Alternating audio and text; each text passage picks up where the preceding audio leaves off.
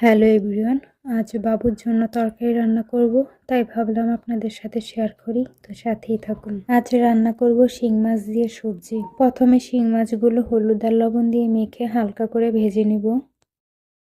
মাছগুলো ভাজা হতে থাক।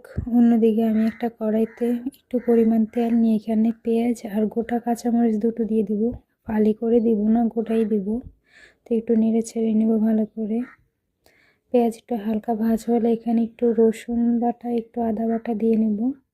তারপর এখানে একটু নেড়ে ছেড়ে দিব। তারপর একটু পরিমাণ লবণ আর একটু হলুদের গুঁড়া দিয়ে দিব। তারপর একটু সামান্য পানি দিয়ে নেব, যাতে এগুলো লেগে না যায়। একটু ভালো করে নেড়ে ছেড়ে নেব। মশলাটা একটু কষিয়ে নেব।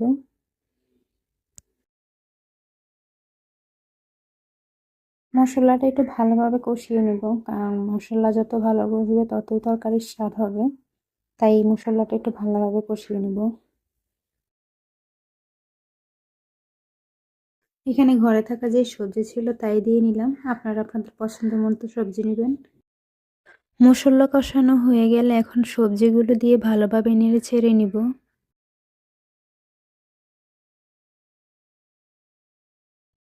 সবজিগুলো ভালোভাবে সিদ্ধ করে নিব, যাতে কাঁচা না থাকে। সবজিগুলো সিদ্ধ হয়ে আসলে এখানে পরিমাণ মতো পানি দিয়ে নিব।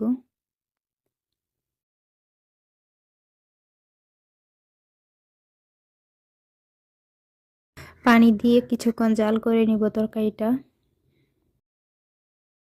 তরকারিটা উতরানো আসলে এখানে ভেজে রাখা মাছগুলো একে একে দিয়ে নেব। এখানে আমি অল্প পরিমাণে ঝোল রাখবো, মাখা মাখা করে রাখবো। তো আজকের এই রেসিপিটা কেমন লাগলো অবশ্যই কমেন্ট করে জানাবেন। আমার সাথে থাকার জন্য ধন্যবাদ। আল্লাহ হাফেজ।